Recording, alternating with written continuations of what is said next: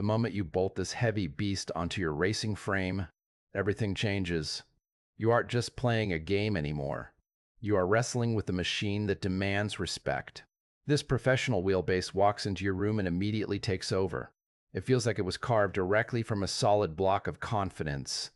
There is no rattling, no plastic flexing, and absolutely zero creaking to pull you out of the experience.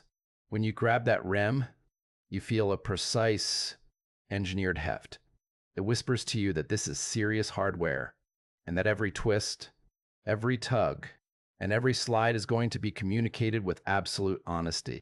Most gear hides behind a layer of vague mushiness, but not this. This is digital to physical truth.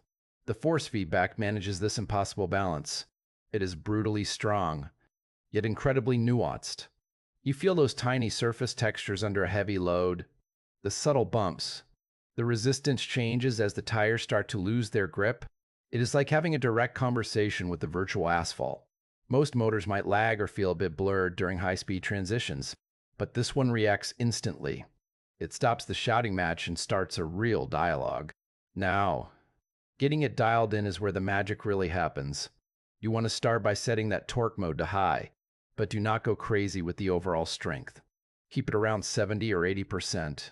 This gives you all that punchy detail without the dreaded clipping or arm fatigue that ruins a long session. You should keep that natural damper very low, or even better, just turn it off entirely. This base already has so much natural resistance that adding more damping just kills the fine details you paid for. Same goes for friction. Keep it at 0. You do not want the wheel feeling heavy or sluggish when you are trying to catch a slide. You need to be precise and snappy. For your inertia settings, keep those low. Too much inertia makes your quick corrections feel like they are happening in slow motion, and that delay is a killer in fast corners. If you are looking for that raw, gritty road texture, turn the interpolation or smoothing way down. The motor is already smooth enough on its own, and extra filtering just hides the very things you want to feel.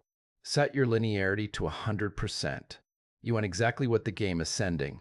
Nothing artificial, nothing boosted. Just the truth. Keep those vibration effects moderate. Cranking them up might feel fun at first, but it eventually masks the real information coming through the steering column. It is better to lower the overall force and raise the road detail in your game menus. This avoids that ceiling where the motor just gives up and stops telling you anything new. Once you have it tuned, the connection is addictive. It makes everything else feel like a toy, like an appetizer before the actual main course. If you crave that direct, controlled, and wildly detailed experience, this is the peak.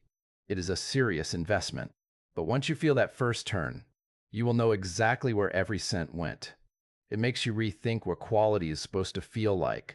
If you want something gentle, then look elsewhere. But for the rest of us, this is the only way to drive.